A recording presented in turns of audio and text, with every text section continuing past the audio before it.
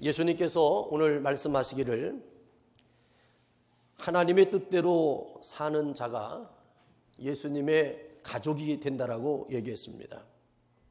그러면서 오늘 본문 말씀 35절에 보면 누구든지 하나님의 뜻대로 행하는 자가 내 형제요, 자매요, 어머니라고 말씀을 하셨어요. 왜 예수님께서 이 말씀을 하시게 되었을까? 마가복음 3장 20절 이하에 보면 예수님은 식사할 겨를도 없이 복음을 전파하셨습니다. 그리고 복음을 전파하고 능력이 나타나고 기적이 행하면서 많은 사람들이 예수님께 모였습니다. 그때 예수님의 친족들이 예수가 미쳤다라고 붙들러 왔습니다. 왜냐하면 예수님의 행하는 이적과 기적의 역사를 보면서 서기관들과 많은 사람들은 저렇게 행하는 일은 저가 하는 것이 아니라 저가 귀신에게 붙잡혔거나 바알세불의 힘을 의존해서 저렇게 행한다라고 사람들이 소문을 내기 시작했습니다. 그리고 그때에 예루살렘에서 내려온 서기관들이 예수님이 바알세불에 붙잡혀 그의 능력으로 귀신을 쫓아낸다라고 비난을 했습니다. 그러자 예수님은 이렇게 말씀합니다. 사단이 사단을 쫓아낼 수 없고 사람이 먼저 강한 자를 결박하지 않고는 그 집에 들어가지 못한다라고 하면서 모든 죄는 사함을 얻되 성령을 회방하고 성령을 모독하는 죄는 사하심을 받지 못한다라고 오늘 29절에서 이렇게 말씀합니다. 누구든지 성령을 회방하는 자는 사하심을 영원히 얻지 못하고 영원한 죄에 처하느니라고 말씀을 선포하셨습니다. 그러나 그들은 역시 예수님이 더러운 귀신에 들렸다라고 강조하면서 예수님을 믿는 무리들을 핍박하고 어렵게 만들었습니다. 그러한 소문이 예수님의 형제들에게도 들리게 되었어요. 그때에 예수님의 형제들이 힘들었습니다. 여러분들도 마찬가지 아닙니까? 나의 형제가 사람들로부터 칭찬을 받고 존경을 받으면 어깨가 으쓱대지만 나의 형제와 나의 동생들이 다른 사람들로부터 지탄을 받고 사람들에게 멸시와 조롱을 당하게 되면 그것이 나인 것처럼 힘들고 어려움을 경험할 때가 있지 않습니까? 더군다나 예수님을 사람들이 미쳤다라고 얘기하고 귀신에 들려서 저렇게 한다라고 얘기하니 예수님의 형제들의 입장에서 참으로 어려웠던 것입니다. 그래서 예수님의 가족들이 예수님을 찾아왔습니다. 31절에서 말하는 그때란 예수님의 친족들이 예수가 미쳤다고 붙들려고 온 때요.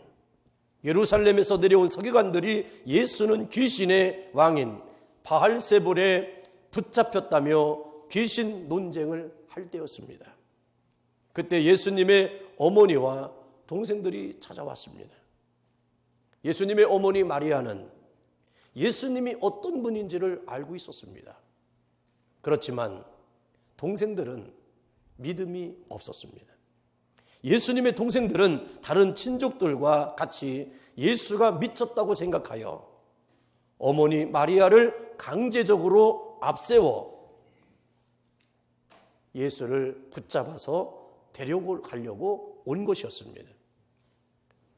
요한복음 7장 3절로 5절에 보면 예수님의 형제들의 믿음의 상태에 대해서 이렇게 기록하고 있습니다. 그 형제들이 예수께 이르되 당신이 행하는 일을 제자들도 보게 여기를 떠나 유대로 가소서. 스스로 나타나기를 구하면서 묻혀서 일하는 사람이 없나니 이 일을 행하려 하거든 자신을 세상에 나타내소서 하니 이는 그 형제들까지도 예수를 믿지 아니함이라고 그랬습니다. 즉 이제는 뭐냐면 예수님이 같이 사는 거, 같은 동네에서 다른 사람들로부터 그렇게 미쳤다고 귀신이 들렸다고 하는 얘기를 듣고 싶지 않은 것이 형제들의 마음이었어요. 그래서 이 동네를 떠나라고 얘기하는 겁니다. 여러분 한번 생각해 보세요. 형제들이 여러분들 보고 집을 나가래요. 내 눈에서 보이지 말래요. 그리고 다른 동네 가서 살으라는 거예요. 당신이 그렇게 하고 싶으면 우리 앞에서 하지 말고 멀리 나가서 당신들을 따르는 제자들이나 앞에서 행하지 왜 우리한테 이렇게 힘들게 하냐고. 당신 때문에, 형님 때문에 우리 너무 힘드니까 제발 우리 앞에서 안 보였으면 좋겠다 라고 하는 얘기를 예수님이 들으신 거예요. 여러분들 혹시 지금까지 살아오면서 그런 얘기 들어보신 적 있습니까? 내 눈에서 안 보였으면 좋겠다. 제발 떠났으면 좋겠다. 라는 얘기를 들어보신 적이 있습니까? 아니면 여러분들 스스로가 같이 살려고 했던 형제들이 있었고 같이 있었던 동료가 있었는데 그 동료와 친척과 형제가 내 곁에서 좀 멀리 떠났으면 좋겠다라고 여러분들이 지금까지 인생을 살아오면서 그렇게 부탁을 해본 적은 없습니까? 내가 떠나라고 하는 소리를 들었던 내 입에서 당신은 떠났으면 좋겠다라고 하는 그 말을 해보신 적은 없습니까? 우리 솔직히 얘기해서 여러분들은 저는 그렇게 했어요. 상대보다는 내가 더 귀하기 때문에 그래요. 상대 때문에 내가 어렵고 힘든 일을 내가 끝까지 감내할 수 있는 힘이 없기 때문에 우리 다 죽으니 누구 한 사람이라도 살아야 될 거 아니냐. 어떤 자식은 부모님을 보고 그러잖아요. 차라리 아버지, 어머니 죽으십시오. 산 사람은 살아야 되지 않겠습니까? 라고 말하는 경우도 있어요. 또 어떤 부모는 자식에게도 그렇게 얘기합니다. 얘야, 앞으로 네가 살려면 너무 힘드니 차라리 네가 죽었으면 좋겠다 라고 말하는 부모도 있을 수 있어요. 이것이 바로 우리의 현실적인 문제였다는 사실이에요. 예수님의 형제들이 이렇게 말하는 것이 우리는 무리라고 얘기하지 말고 형제들의 입장에서는 얼마든지 그럴 수도 있다라고 생각하는 겁니다. 예수님은 그 소리를 들을 때 얼마나 마음이 아프고 염려했겠어요. 그러나 예수님의 마음은 그렇게 감정적이고 인간적이지 않았다는 것을 우리는 알아야 됩니다. 왜냐하면 그들은 잘 알지 못해서 그러는 것을 알기 때문에 그래요. 그리고 언젠가는 저들이 하나님의 뜻을 내가 이렇게 하는 것이 내가 아니라 하나님이 하셨다는 것을 알게 될 날이 올 것을 믿기 때문에 그렇습니다. 이렇게 믿음이 없던 동생들은 예수님이 십자가에서 죽은 다음에 부활을 경험하고 오순절 성령 체험을 한 이후에 야고보와 유다는 신실한 부활의 증인이 되었습니다. 야고보는 예루살렘 교회의 감독이 되고 야고보서를 기록하는 사람이 되었고 유다는 유다서를 기록한 믿음의 사람이 되었습니다. 예수님은 가족들이 찾아왔을 때 말을 듣고 누가 내 어머니며 동생이냐라고 반문을 합니다. 예수님 곁에 둘러 앉아 있는 사람들을 보시면서 내 어머니와 내 동생들을 보라. 누구든지 하나님의 뜻대로 행하는 자가 내 형제요, 내 자매요, 어머니라고 말씀하셨어요. 예수님의 가족이 된다는 것은 육적 가족이 아니라 영적 가족을 말합니다. 우리는 하나님의 자녀로 거듭나는 것은, 우리가 하나님의 자녀가 되는 것은 육정으로나 사람의 뜻으로 나지 아니하고 오직 하나님의 뜻에 의해서 난 자들이에요. 그래서 오늘 교회 안에 있는 여러분들은 우리는 식구요 가족이에요. 그래서 우리는 귀한 겁니다. 영적 가족은 하나님의 가족이고 천국 백성을 의미합니다. 예수님은 영적 가족이 되려면 하나님의 뜻대로 행해야 된다라고 말씀을 하고 있어요. 이 세상을 향한 하나님의 뜻은 무엇이겠습니까? 하나님이 세상을 말씀으로 창조하시고 인간을 자기의 모양과 형상대로 창조하셨어요. 그리고 창조의 중앙에 인간을 두셨고 하나님 대신하여 만물을 정복하고 다스릴 수 있는 대리자의 권한을 주셨어요. 그런데 아담과 하와는 사단의 유혹에 빠져 선악과를 따먹었고 이 일로 이 세상에 죄가 들어와 세상은 타락했습니다. 하나님은 죄에 빠진 인간이 생명나무 열매를 먹지 못하도록 에덴 동산에서 추방했습니다. 그 이유는 무엇입니까? 죄를 지은 상태로 영원히 사는 것이 더 무서운 저주이기 때문에 하나님은 인간을 사랑해서 여자의 후손으로 오실 메시아를 약속하고 에덴에서 추방했습니다.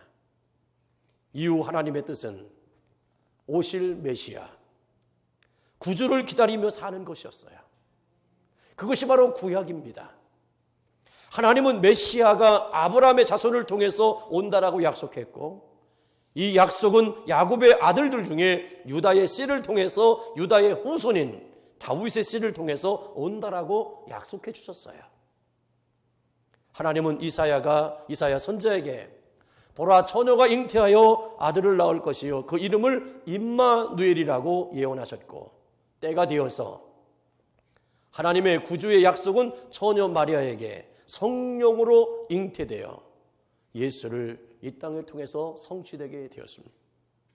천사는 들판의 목자들에게 처음 나타나서 이렇게 얘기합니다. 보라 다윗의 동네에 너희를 위하여 구주가 나섰으니 곧 그리스도 주신이라고 알려주셨어요. 오늘도 우리는 그토록 구약 성경에서 메시아에 기다렸던 그 예수가 오늘도 이 땅에 오셔서 구원의 죄악을 완성하셨어요. 하나님이 예수님을 이 땅에 보내신 뜻이 무엇입니까? 우리는 요한복음 3장 16절에서 17절에서 이렇게 기록하고 있어요. 하나님이 세상을 이처럼 사랑하사 독생자를 주셨으니 이는 저를 믿는 자마다 멸망치 않고 영생을 얻게 하려 하심이라는 거예요. 하나님이 그 아들을 세상에 보내신 것은 세상을 심판하려 하심이 아니요 그로 말미암아 세상이 구원을 받게 하려 하심이라는 거 말씀하셨어요. 그러므로 인간의 모든 세상의 구원은 예수 그리스도 외에는 이룰 수가 없는 거예요. 다른 이름으로는 구원받을 만한 이름을 우리에게 주신 적이 없다라고 말씀합니다. 히브리서 10장 10절에서 예수님은 인간의 죄를 용서하기 위해서 황소나 염소의 피가 아닌 자신의 피를 흘리심으로 하나님의 뜻을 행함으로 우리가 거룩함을 입었다라고 말씀하셨어요. 바로 예수 그리스도의 십자가의 사건은 모든 제사의 완성이고 사람이 드리는 제사가 필요 없게 되었고 오직 그를 믿는 것만이 우리에게 구속, 구원의 은총이 완성되었다라고 얘기합니다. 그러므로 우리는 예수의 이름을 부르면 부를수록 우리는 거룩해지는 거예요. 여러분들이 어떻게 살아가는 것이 거룩이 아니라 예수의 이름이 여러분들을 거룩하게 만들어 주시는 것입니다. 그래서 예수 믿는 것은 받은 증거가 많다는 것입니다. 예수님은 하나님의 뜻대로 자신을 속죄제물로 십자가에 죽으셨습니다. 바울은 디모데전서 2장 4절에 보면 하나님은 모든 사람이 구원을 받으며 진리를 아는 데 이르기를 원한다라고 그랬어요. 구원을 받으며 진리를 아는 데 이르기를 원한다. 모든 사람이 구원을 받는 진리는 무엇입니까? 그것은 예수 그리스도십니다. 예수님은 이렇게 말씀하셨어요. 진리를 알지니 진리가 너희를 자유케 하리라. 그래서 여러분들이 예수 그리스도를 믿으면 우리는 결박이 풀려지는 거예요. 그래서 자유한 거예요. 옛날에는 예수를 믿기 전에는 이렇게 하면 안 되고 저렇게 하면 안 되는 게 많았어요. 근데 우리에게는 이제 모든 것을 할 수 있었어요. 모든 것을 정복하고 다스릴 수 있는 권세, 즉 에덴 동산에서 주신 창조의 축복을 우리에게 오늘도 허락하셨어요. 그것이 바로 완전한 구원입니다. 예수님은 구원으로 가는 길이고 진리고 생명입니다. 예수님을 믿지 않고는 어느 누구도 하나님의 가족, 예수님의 영적 가족이 될 수 없어요. 본문에서 예수님은 자신이 귀신의 왕 바알세불이 들렸다는 서기관들과 자기를 미쳤다고 붙잡으러 온 친족과 가족들을 비교해서 자신의 말을 듣고 있는 사람들을 보면서 이들은 내 어머니요 내 동생들이라고 말씀합니다. 예수님 주변에 둘러앉아 예수님의 말씀을 듣고 있는 사람들은 예수님을 하나님이 보내신 자로 믿는 사람들입니다. 한밤중에 예수님을 찾아왔던 요한복음 3장에 나와 있는 니고데모라는 사람이 이렇게 고백하지 않습니까? 하나님이 당신과 함께 하지 아니하면 당신이 행하는 그 모든 일은 이루어질 수 없는 일이라고 고백하며 한밤중에 예수님을 찾아왔어요. 보십시오. 서기관들과 예수님의 친족들과 형제들은 예수님이 행하는 일을 귀신이 들렸고 바알세불에 붙잡혀서 하는 것이라고 얘기했지만 니고데모라는 사람은 뭐라 했습니까? 하나님이 함께 하시니까 저렇게 하셨다라고 얘기합니다. 그런 일을 하셨다는 겁니다. 오늘 예수님의 말씀을 가까이에서 들었던 사람들은 예수님이 행하시는 일이 귀신의 역사가 아니고 바알세불의 역사가 아니고 뭐예요? 하나님이 함께 하시기 때문이라는 고백이에요. 오늘도 여러분들이 만나지는 사람들이 한 사람 한 사람이 누구든지 여러분들 고백해 줘야 돼요. 하나님은 당신과 함께 하십니다. 여러분들 아내에게도 남편에게도 자녀에게도 여러분들 부모에게도 조금 내 마음에 들지 않더라도 그렇게 고백을 해줘야 돼요. 당신은 하나님이 함께하는 겁니다. 합력하여 선을 이룬다는 게 뭡니까? 선한 것을 통해서 선을 이루는 게 아니에요. 악한 것을 통해든지 아닌 것을 통해서라든지 선을 이루시는 것이 바로 그가 아니라 그에게 함께하신 주님의 은혜의 은총이 덧입힘 받아서 그렇게 되어지는 것이라고 믿는 것입니다. 하나님이 함께 하시지 않으면 이 표적이 아무것도 할 수 없다는 그 고백은 결국 예수 그리스도를 하나님이 함께하는 사람, 하나님이 보낸 자로 믿는 믿음의 초석이 되었어요. 여러분들의 삶 가운데서 여러분들 고백하셔야 돼요. 훈련하셔야 돼요. 하나님이 함께하십니다. 내 생업의 현장에도, 사업에도, 내 직장에도, 내 가정에도, 내 자녀의 삶에도, 내 인생의 삶에도 하나님이 나와 함께하십니다. 이 고백을 늘 하셔야 돼요. 이 고백을 할 때 여러분들 어떻게 됩니까? 합력하여 선을 이루는 놀라운 역사가 나타나게 된다는 것입니다. 예수님이 어떤 분으로 믿느냐가 그렇게 중요할 수 없어요. 예수님을 여러분들이 믿는 믿음의 고백대로 주님은 역사하시기 때문에 그래요. 오늘도 성령께서 찾아오셔서 여러분들에게 어떻게 역사하기를 원하십니까? 만약 예수님이 하시는 일에 대하여 귀신의 왕 바알세불을 힘입어 일한다고 생각하면 큰일 납니다. 예수님은 이런 일은 성령을 모독하는 일로서 영원히 용서받지 못한다라고 말씀하셨어요. 죄를 용서받지 못하면 하나님의 자녀가 될 수 없습니다. 영적 가족이 될 수 없습니다. 사람들은 용서할 수 없지만 예수님은 용서하세요. 그래서 우리는 용서의 은혜를 받아야 돼요. 용서의 은사를 받아야 돼요. 내가 저 사람을 죽을 때까지 내 눈이 감겨질 때까지 용서할 수 없다라고 여러분들이 몸부림치지 마세요.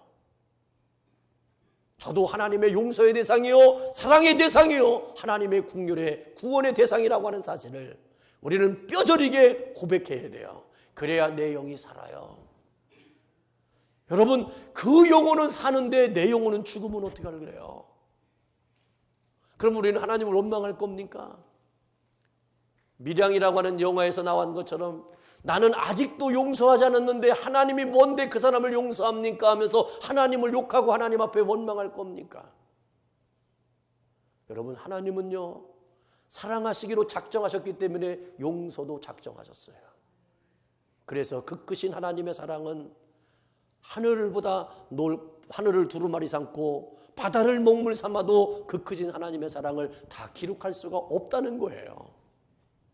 그것이 왜 나에게는 적용되는 것을 용납하면서 여러분들이 싫어하고 미워하는 사람에 대해서는 왜 적용하지 않습니까? 하나님은 모든 자에게 적용하세요. 그래서 여러분, 속상하지만, 여러분들 힘들지만, 어떤 때는 너무 그런 스트레스가 되면요, 꿈도 꾸게 되고요, 자다가도 벌떡 일어나게 되고요, 자꾸만 생각나요. 그렇지만 그건요, 여러분들을 단련하는 거예요. 나를 자꾸만 그리스도의 사람으로 만들어 가기 위한 하나님이 역사예요.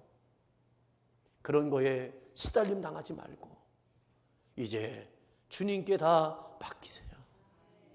원수 갚는 것은 우리에게 고난이 없대요. 주님께 다 맡기래. 여러분들 속상한 거 있잖아요. 그 이름만, 성자만 해도 그 방향만 보기도 싫은 사람도 있잖아요. 이제는 그것을 성령의 거룩한 은혜로 잊으셔야 됩니다. 왜냐하면 예수님은 보혜사 성령을 우리에게 보내셔서 세 가지를 드러내게 한다고 했어요. 죄에 대해서, 의에 대해서, 심판에 대해서 드러내신다고 했어요. 죄는 뭡니까? 예수를 믿지 않는 것이 죄라고 그랬어요. 왜요? 예수를 믿으면 죄가 사해지죠. 그러나 예수를 믿지 않으면 죄가 남아있는 거예요. 그러니 죄란 뭐냐? 예수님을 믿지 않는 것. 의는 뭐냐? 예수님을 통해서 하나님의 뜻이 이루어지고 예수님 말이 하나님의 의라는 것이 드러난다는 거죠. 또 세상 임금인 사탄이 심판을 받아서 그 세력이 무력해지고 패배할 거라는 거예요. 사탄의 역사라고 하는 것은 처음은 대단히 엄청난 것 같아요. 무섭게 역사하는 것 같아요. 그래서 사람들은요, 거기에 휘말리게 되고 절절절 매요. 그러나 하나님의 심판은 그들이요, 흔적도 없이 다 사라지게 만들어요. 그게 바로 심판입니다. 그러나 하나님이 함께하는 것은요, 아무것도 아닌 것 같고 망한 것 같고 죽은 것 같고 뿌리만 남아있고 흙에 덮여있고 가지는 다 없어졌어요. 그런데 웬걸요, 시간이 지나면서 그 감추어졌던 그 뿌리에서 덮여졌던 흙을 뚫고 나와요. 나무가 자라나요. 꽃이 펴요. 열매가 맺어요. 새들이 깃들고 지나가는 나그네들이 씹으러는 놀라운 일들이 생기는 거예요. 이걸 여러분들이 믿으십니까? 이거를 믿어내는 자가 어떤 자냐? 남은 자의 사상이에요. 예수 그리스도 안에 있는 사람은요, 보여지는 것이 우리에게 진리가 아니에요. 생명의 진리예요. 하나님이 그런 놀라운 일들을 이루시는 거룩한 터를 갖고 있는 사람이 능력 있는 것이고 최후의 승리자가 되는 거예요. 보여지는 것이 아닙니다. 그래서 성령은 죄와 의와 심판에 대해서 우리에게 말씀을 하신다는 겁니다. 그러면서 성령을 모독하는 일이 되면 구원에 이르지 못한다라고 말씀하고 있는 겁니다. 그러므로 우리가 하나님의 가족이 되려면 예수님이 하신 모든 일을 믿어야 돼요. 적극적으로 예수님을 길이요 진리요 생명 되심을 믿어야 돼요. 근데 이 믿음은요, 성령의 인치심을 받지 않으면 믿을 수가 없는 거예요. 여러분, 오늘도 우리는 간구해야 됩니다. 내가 믿음 없다는 것을 주장하지 마시고 나의 믿음 없음을 믿는 자로 도와달라고 간구하는 영혼들 되기를 바랍니다. 하나님이 역사하시는 곳은 바로 믿음이 있는 곳이에요. 불신앙의 자리에서는 믿음이 역사하지 않아요. 하나님이 역사하지 않아요. 여러분들 겨자씨만한 믿음이라 할지라도 그 믿음의 고백을 선포하면 생명이 있는 것은 바로 나타나게 되어 있어요. 우리에게 열매는 예수 그리스도의 이름이에요. 여러분들의 의의가 아니에요. 여러분들의 이름이 아니에요. 예수의 이름의 고백이에요. 오늘도 예수의 이름을 부르는 자에게는 구원을 주시고 부끄러움을 당하지 않게 만들어 주신다는 사실을 기억하십시오. 그래서 로마서 10장 10절에 뭐라 그랬습니까? 마음으로 믿어 의에 이르고 입으로 시인하여 구원에 이른다라고 그랬어요. 그러므로 우리의 모임은, 이 교회는 예수님의 영적 가족이 되어야 돼요. 영적 가족이 되기 위해서는 성령으로 하나 된 공동체가 되어야 됩니다. 이 세상의 가치관, 이념, 전통에 따라 모인 것이 아니에요. 교회를 에클레시아라고 얘기해요. 밖에서 불러 모으다라는 뜻입니다. 죄악된 세상, 밖에 살던 자들을 그리스도 안으로 불러 모은 것을 의미해요. 그리스도 예수 안에서 영적 가족의 공동체가 되었다는 것입니다. 초대교회 때에 아나니아와 삽비라라고 하는 부부가 죽임을 당하는 사건이 나옵니다. 그들은 선한 일을 하기 위해서 자기의 밭을 팔았습니다. 그런데 다 드리기가 아까워서 일부를 숨겼습니다. 그리고 전부를 드리는 것처럼 거짓말을 했어요. 이때 베드로는 왜 너희는 성령을 속이느냐라고 했고 그 말과 함께 그들은 죽었어요. 우리가 생각할 때 가혹한 일 같지만 이 사건을 통해서 우리는 두 가지를 깨달아야 돼요. 첫째는 교회가 무엇이고, 둘째는 교회는 어떤 곳이어야 하느냐입니다. 교회가 무엇이고 교회가 어떤 곳이어야 되느냐를 우리는 고민하게 만드는 거예요. 교회란 사람의 공동체가 아니라 성령의 공동체가 되어야 된다는 것을 기억하십시오. 예수님의 가족들은 성령으로 하나 되고 성령으로 살아야 됩니다. 바울은 에베소서 2장 22절에 너희도 성령 안에서 하나님의 거하실 처소가 되기 위하여 그리스도 예수 안에서 함께 지어져 가느니라. 우리는 하나님이 거하는 처소가 되어야 되고, 나만 처소가 되는 것이 아니라 옆 사람도 하나님이 거하실 처소가 되어져서 서로가 지어져 가는 거예요. 우리는 자기의 몫이 있어요. 자기가 어떻게 지켜나가야 되는 것이 몫이 있어요. 나는 이 교회의 구성원으로서의 사명이 있어야 돼요. 나는 교회를 다니는 것이 중요한 게 아니에요. 나는 이 교회에서 내 몫이 있어요. 그 몫이 있는 사람만이 하나님의 성전과 하나님의 거룩한 성령의 공동체가 되는 거예요. 왔다 갔다 하는 게 아니에요. 내가 1달러를 헌금을 드려도요, 이 1달러가 이 교회에 절대적으로 필요할 수밖에 없는 그 1달러가 되는 게 사명이에요. 내가 1달러를 드리지 않으면 이 교회가 존재할 수 없을 만큼의 가치 있음을 여러분들 고백하십시오. 내가 드려지는 헌금이 드려지면 드리고 말면 말고 하는 게 아니에요. 여러분들의 헌신과 여러분들의 섬김과 내가 드려지는 예배 자리를 앉아있는 것이 하면 하고 말면 많은 것이 아니에요. 이런 사명이 여러분들에게 있어야 돼요. 나는 죽어도 가야 되는 거예요. 나는 죽어도 가서 예배를 드리고 참석해야 되는 거예요. 왜? 나의 빈자리를 놓으면 안 되는 거예요. 왜? 그 자리에서 하나님의 역사하실 몫이 있는 거예요. 이것을 고백해내는 것이 성전되어져 가고 함께 지어져 가는 것이라고 얘기를 하는 것입니다. 그래서 에베소서 4장 3절에 보면 평안에 매는 줄로 성령이 하나 되게 하신 것을 힘써 지켜야 하라. 성령에 매는 줄. 우리는 서로에게 어깨에게 매어주는 줄이 있어요. 묶여졌어요. 그리고 우리에게 주시는 하나의 사명이 있고 하나의 소명이 있고 하나님의 뜻이 있고 그러한 비전이 있어요. 이것을 이루어져 나가기 위해서 힘써야 되는 거죠. 우리가 힘써야 될 것이 무엇입니까? 예수님의 영적 가족은 어떻게 살아야 될까? 하나님의 뜻대로 사는 것이 무엇일까? 사도행전 2장 42절에 이렇게 증거합니다. 그들이 사도의 가르침을 받아 서로 교제하며 떡을 떼며 기도하기에 전혀 힘쓰니라. 하나님의 말씀대로 살아야 돼요. 사도들의 가르침을 받았다는 얘기는 예수님의 말씀을 받았다는 거예요. 말씀을 받은 사람은요, 말씀을 살아야 돼요. 우리는 듣는 자가 아니에요.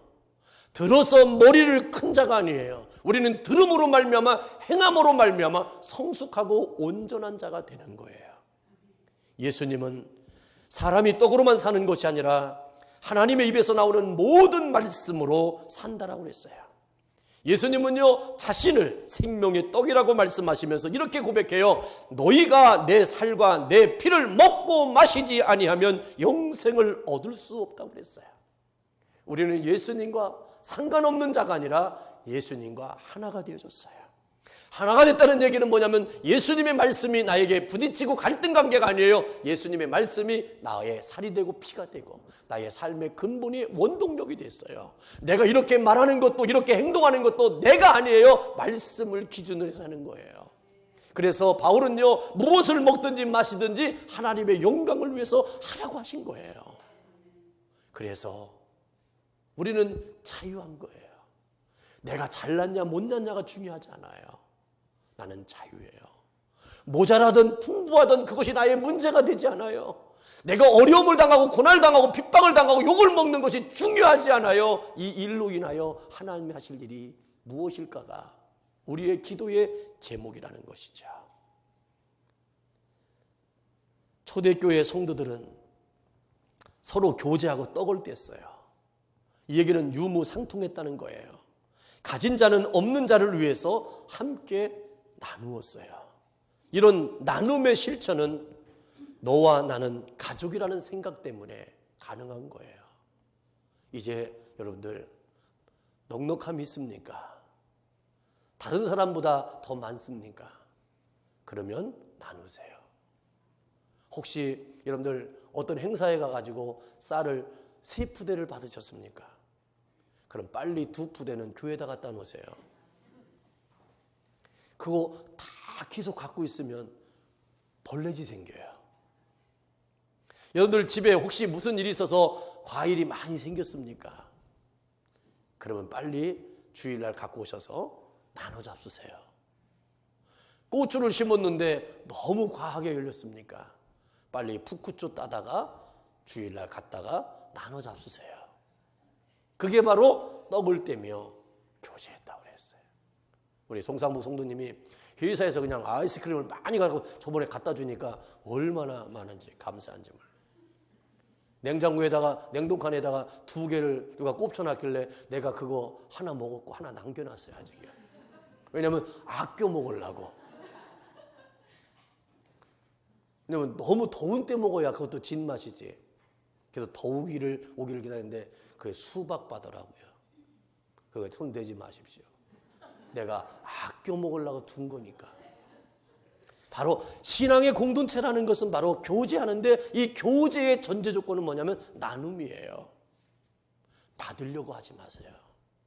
나는 자꾸만 나누려고 그래야 돼요. 그래서 남의 집에 갈 때는 빈손으로 가면 안 돼요. 꼭 뭐래도 사가야 돼요. 저희는 항상 그런 교육을 시켰어요. 우리 반성 목사가 이제 어거스타를 이제 조지아를 가게 되는데 어떤 장로님네를 가면서 이제 몇 집을 들릴까 해서 이제 자기가 배를 한 상자씩 해서 5상자를 사갖고 갔대요. 어떤 장로님네 갔더니 권사님이 그러더래요. 아이고 뭘 이런 걸 사갖고 왔어. 그러면 좋네 그러더래요. 뭘 사갖고 왔어? 그런데 좋네. 여러분들 사람 마음은 다 똑같아요. 그 집은요 가진 것이 많은 집이에요. 그것이 중요한 게 아니에요. 마음을 받는 거예요. 많이 갖고 오는 게 중요한 게 아니잖아요. 바로 이 나눔이라는 거, 바로 서로가 섬기는 마음인 거죠. 초대교회는요 그런 일을 힘썼어요.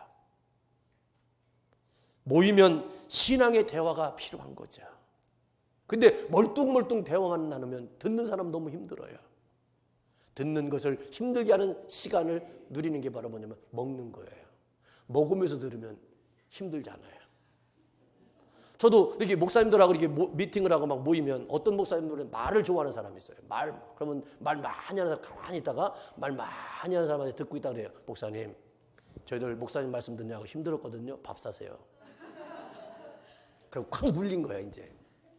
왜? 우리 들어주는 것도 힘들잖아요. 그러니까 밥을 사라 이거지. 그러면 다 사요. 미안해서. 그래서 늘 누구랑 막 할 때 듣다가 결정적인 순간에 배고픈데 밥 좀 사세요. 바로 이 나눔이라는 게 얼마나 중요한지 몰라요.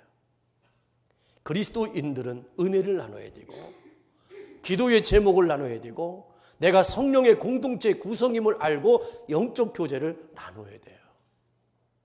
그래서 늘 나눌 때 평균이 되는 거예요. 초대교회는 이 나눔이 풍성했어요. 얼마나 나누는 것이 감동이었으면요, 자기의 땅을 팔아서 가난한 사람들에게 나눠줬을까요? 재산을 팔아서요. 옛날에 저희들 우리 때는 그랬어요. 어떤 부잣집은요, 교회를 자기네 땅에다 지라고 교회도 땅도 막 기증했어요. 이렇게 땅도. 우리 땅에 거기다 드릴 테니까 교회 지라고. 또 어떤 분은 학교 지라고 막 기증했다고요. 여러분들, 어떻게 그러지 말고 나는 그렇게 부자가 되게 달라고 기도하세요. 내가 기증하며 살 수 있는 터를 달라고 기도하셔야지. 주여 우리 집 한 20평방 집 짓게 이렇게 기도하지 말고 기도를 키워야 돼. 하나님, 내가 축복을 받는 이유는 나를 위한 게 아니라 이렇게 베풀면서 나누면서 기증하면서도 내 삶을 살게 해달라고 이렇게 기도하면 하나님이 축복하지 않겠어요? 마지막으로요, 기도를 드렸다고 그랬어요. 초대교회 영적 가족의 공동체는 기도에 힘썼다는 겁니다. 기도했다는 말은 예배를 드렸다는 거예요. 기도는 영적 호흡입니다. 살아있기 때문에 호흡하듯이 영적으로 살아있기 때문에 서로 기도하고 예배를 드렸어요. 그래서 그곳에서 문제가 해결됐어요. 기적이 일어났어요. 축복의 역사가 나타났어요. 교회의 부흥도 기도로부터 시작되고 예배로부터 시작돼요. 교회가 부흥되는 교회는요, 예배를 성도들이 귀하게 드리고요, 귀하게 모여요. 그러니까 예배에만 열심히 모이면 교회 부흥되는 거예요.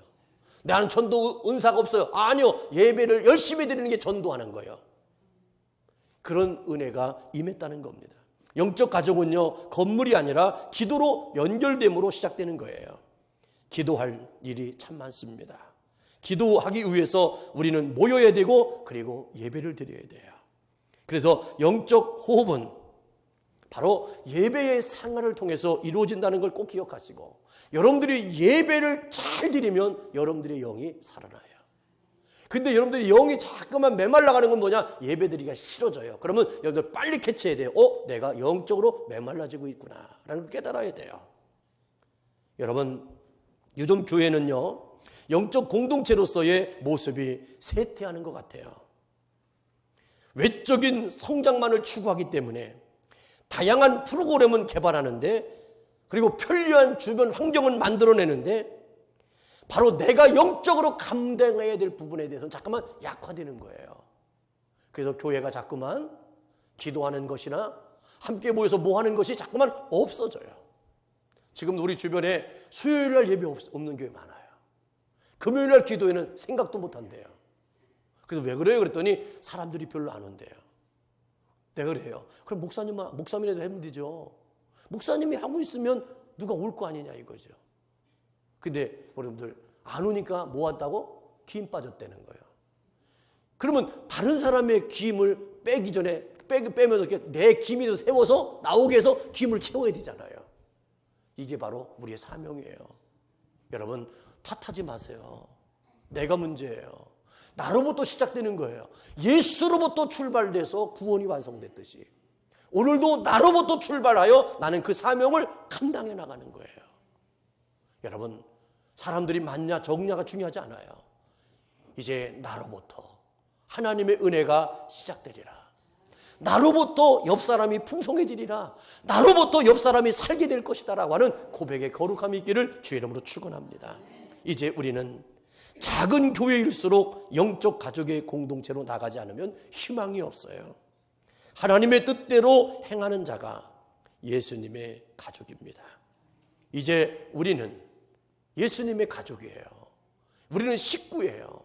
여러분들의 옆 사람의 어려움과 곤고함이 이제는 나의 것으로 기도의 제목을 삼고 함께 더불어 하는 믿음의 공동체가 되기를 주의 이름으로 축원합니다. 기도하겠습니다. 아버지 하나님 감사합니다. 예수님의 영적 가족으로 인쳐주시고 우리를 하나의 식구로 묶어주심을 감사합니다. 이제 하나님의 뜻대로 행하는 자 되기를 원합니다. 예수님께서 말씀하시되 누구든지 하나님의 뜻대로 행하는 자가 내 형제요 자매요 어머니라고 말씀하셨습니다. 이제 우리가 영원한 약속의 언약을 부여잡은 그리스도의 삶으로 살아갈 수 있도록 은총을 베풀어 주옵소서. 예수님의 이름으로 기도하옵나이다. 아멘.